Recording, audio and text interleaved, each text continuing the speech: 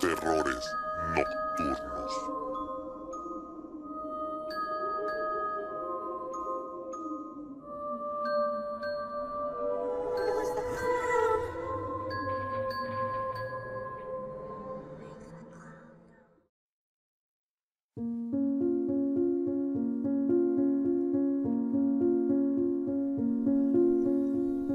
Hola estimados noctámbulos, sean bienvenidos a un nuevo capítulo de Terrores Nocturnos. Si te gustan las cosas paranormales y disfrutas el terror, estás en el lugar correcto. Recuerda que este contenido está hecho por y para ustedes. Esperamos que sea de su agrado y si les sirve de distracción para su día a día, nosotros nos sentiremos conformes. Te invitamos a que nos sigas en Instagram en Terrores Nocturnos Oficial y en Facebook como Terrores Nocturnos Podcast. El día de hoy tenemos una historia sobrecogedora y espero la disfrutes. Así que, sin más preámbulo, conecten sus auriculares, apaguen las luces y abran su mente para entrar a Terrores Nocturnos.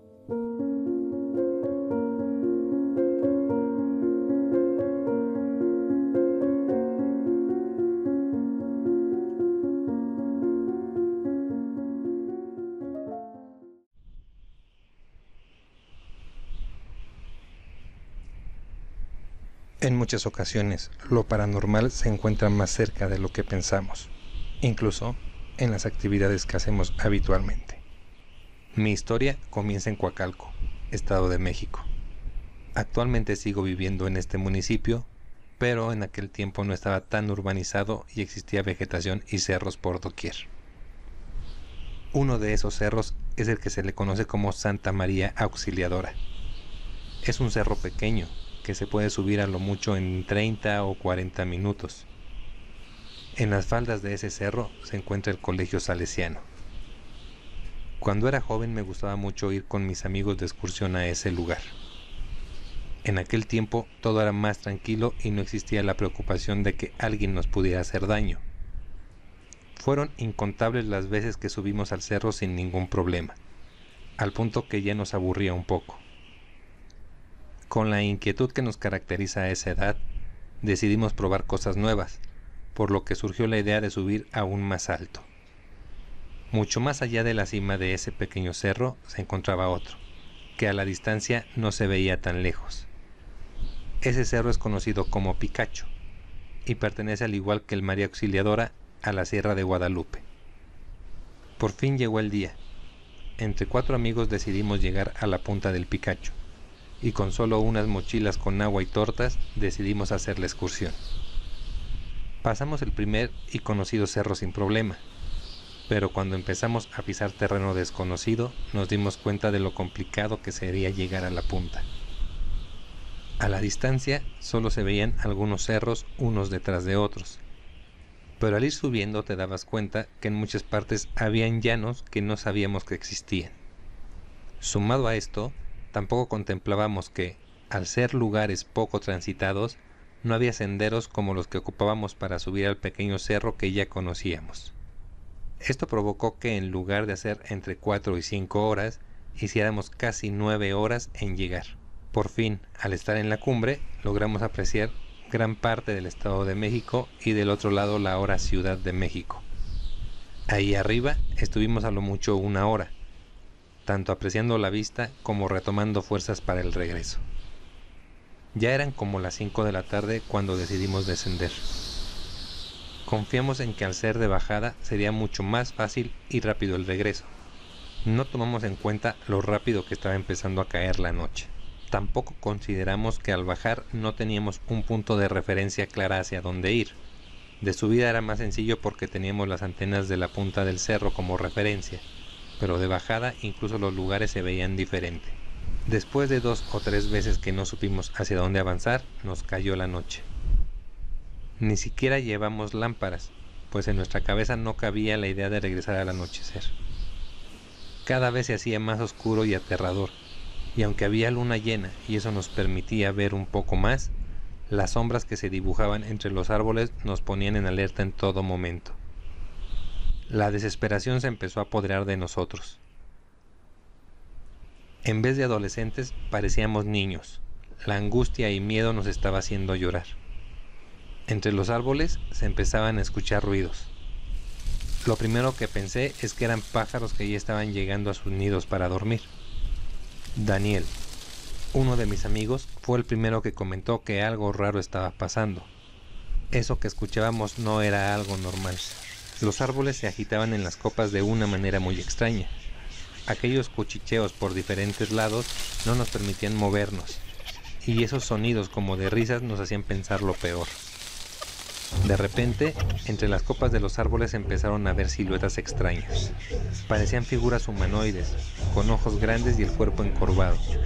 Como a 100 metros de nosotros empezamos a ver una llama. De inmediato corrimos hacia ella pidiendo ayuda, pero mientras más nos acercábamos, nos dimos cuenta que no había nadie sosteniéndola. Simplemente era una llama suspendida en el aire, la cual se fue haciendo cada vez más grande. En ese instante, todos corrimos hacia donde podíamos y sin querer acabamos por separarnos. Yo corría con todas mis fuerzas, pero de pronto empezaron a salir estas bolas de fuego por diferentes lados. Eran más de 10, y el sonido de risas hacía que me temblaran las piernas. El miedo me estaba paralizando y no veía a ninguno de mis amigos alrededor. Empecé a sentir terror y no pude evitar llorar mientras trataba de escapar entre la oscuridad. Me abría paso con los brazos entre la maleza. Solo sentía los rasguños de las ramas y las espinas en mi cara y en mis manos. No lograba ver hacia dónde iba. Cada vez tomaba más velocidad por la pendiente del terreno, hasta que, sin poder evitarlo, tropecé y caí en unos arbustos espinosos que terminaron por darme por vencido. Me había torcido el pie al momento de caer. Las risas se escuchaban cada vez más cerca. No lo podía creer. Yo solo había visto estas cosas en las películas de terror. Siempre me burlaba de los que se caían al huir y no los bajaba de estúpidos. Ahora que me pasaba a mí, me daba cuenta de lo diferente que era. El miedo no te deja pensar y tienes que tomar decisiones en cuestión de segundos. No veía a ninguno de mis amigos. Quería gritarles, pero tampoco me salía la voz. Las risas se escuchaban cada vez más cerca. Lograba ver cómo se agitaban las copas de los árboles. Me levanté y pisé con cuidado con mi pie torcido para reafirmar nuevamente el paso. Traté de tranquilizarme y caminé un poco. Cuando ya sentí mi pie recuperado, empecé a trotar pero con cuidado para no volver a caer. Entre la oscuridad se escucharon voces chillonas. Oía ruidos entre los arbustos. No veía casi nada y todo era vegetación. No lograba encontrar un camino por donde ir. No había avanzado ni siquiera 20 pasos de donde había caído cuando a unos 25 metros delante de mí nuevamente apareció una bola de fuego. Se encendía y se apagaba como si fueran palpitaciones de un corazón. Parecía que esa cosa tuviera vida propia. Giré hacia la derecha para buscar otra manera de salir de ahí justo en el momento en que otra bola se encendía de ese lado. Poco a poco fueron encendiéndose en todo mi alrededor.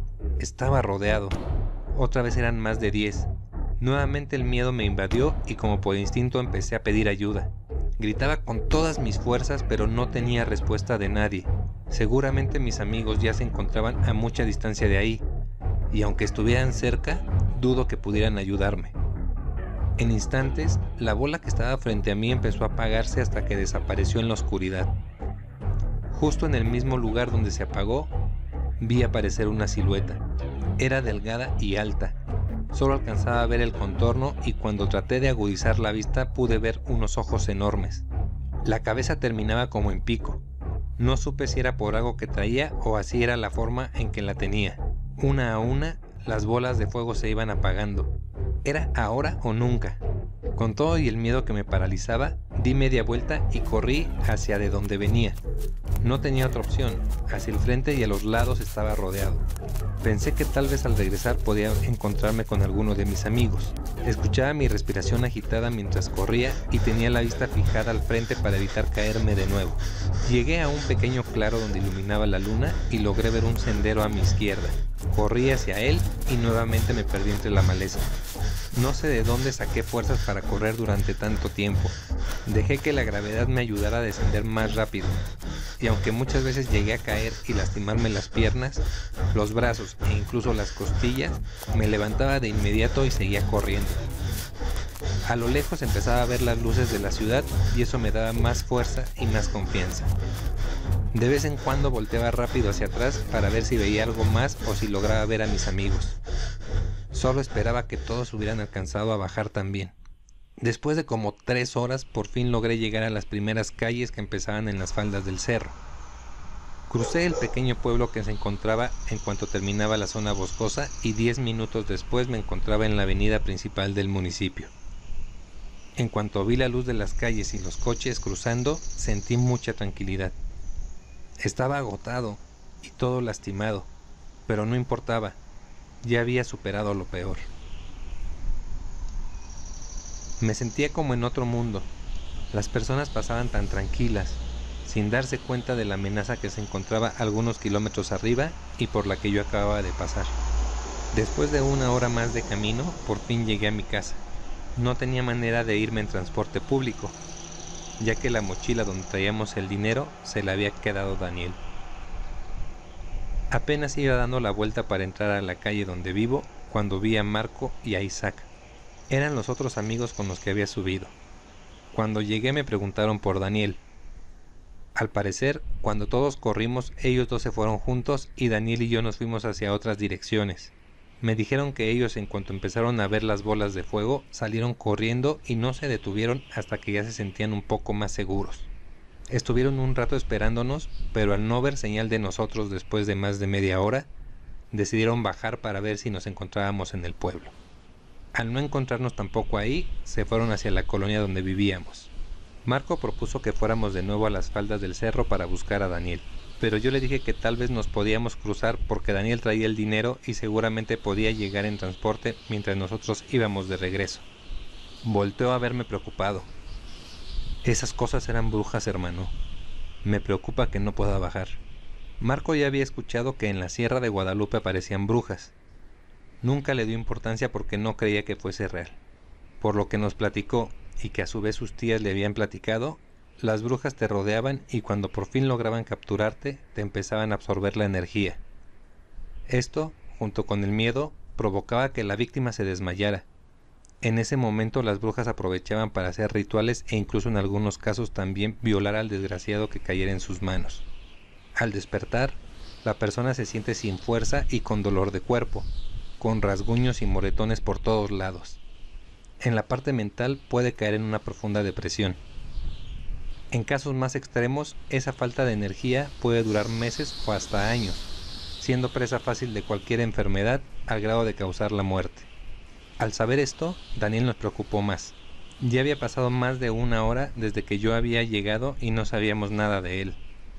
Y así fue como decidimos regresar a las faldas del cerro.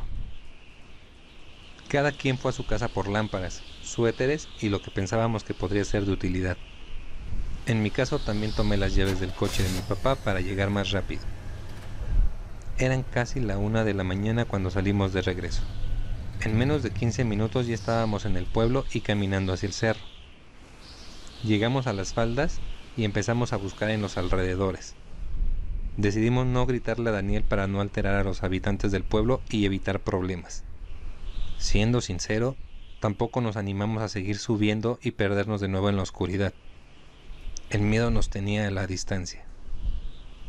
Estuvimos ahí casi 3 horas y no había ni rastro de Daniel. Sin nada más que hacer, tuvimos que regresar pidiéndole a Dios que Daniel ya estuviera en su casa. Al llegar a la calle, las luces de su casa se encontraban apagadas. Al parecer las cosas seguían igual. Empezamos a discutir. Marco quería ir a tocar a la casa de Daniel para confirmar si había llegado, y si no, avisarle a su mamá y a sus tíos y entre todos salir a buscarlo de nuevo. Isaac y yo pensábamos que lo mejor era esperar a que amaneciera para ver si Daniel llegaba, y de no ser así, entonces salir a buscarlo entre todos con la luz del día. Al final nos inclinamos por la segunda opción. A mi parecer era más práctico buscarlo por la mañana si no llegaba. Así, cada quien se fue a su casa a descansar un rato y quedamos de vernos a las 7 de la mañana.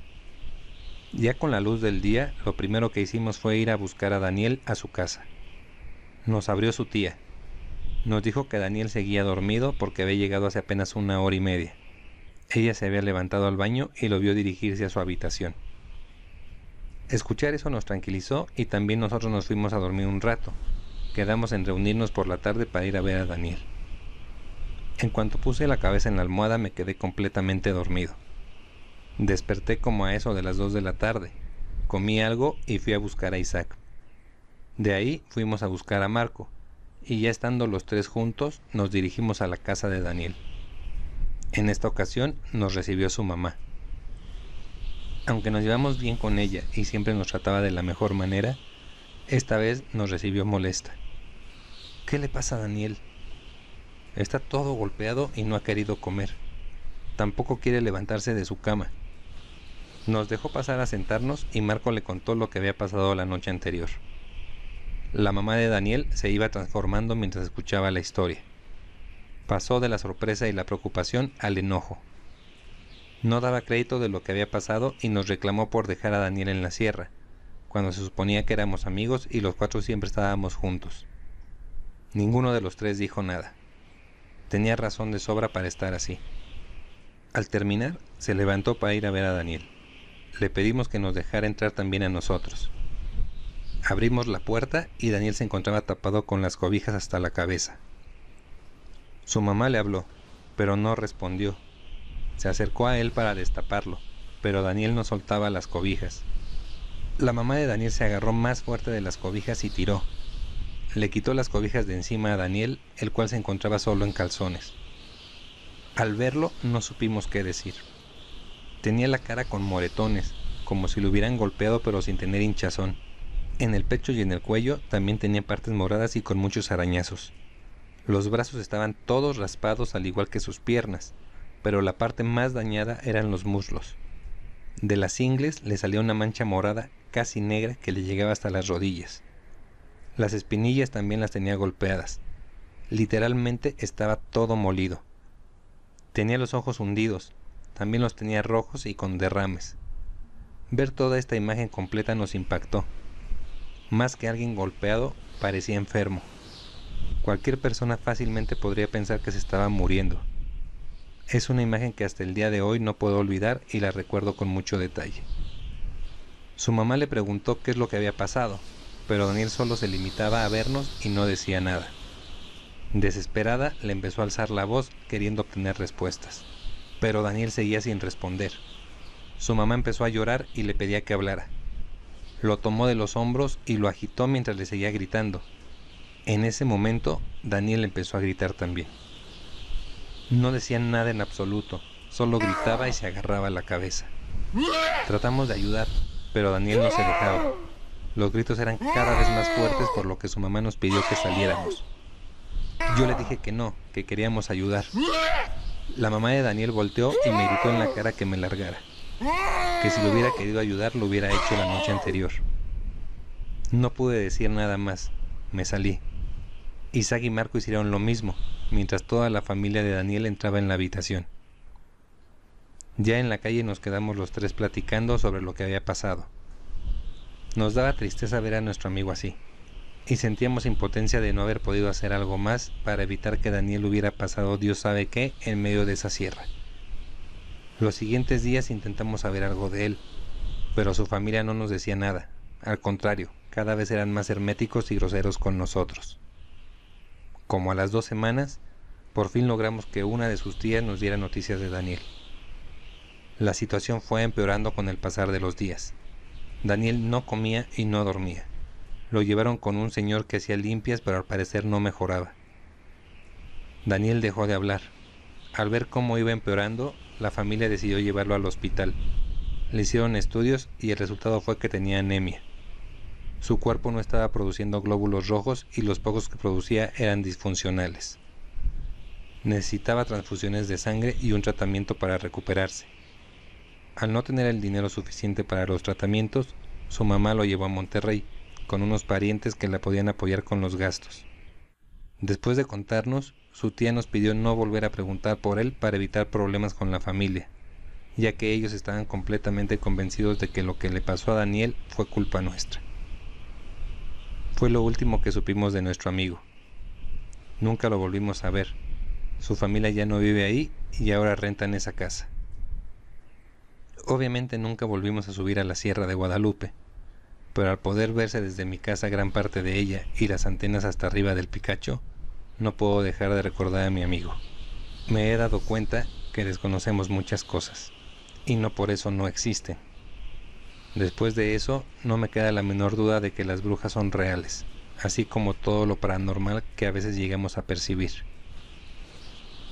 También hay veces que sigo sintiéndome culpable por lo que pasó.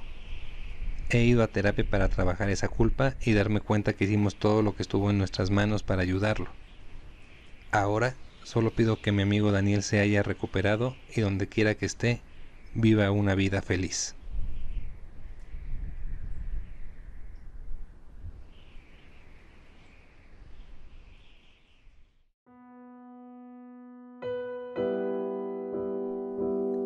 Estimados noctámbulos, aquí termina la historia del día de hoy.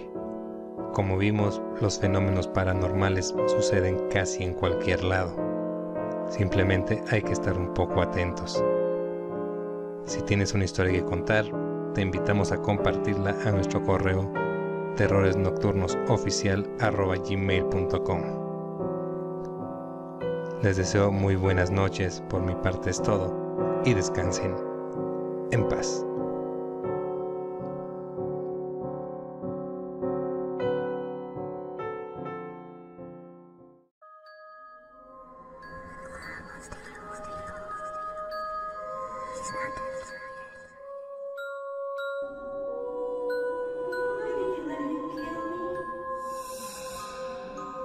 Terrores nocturnos.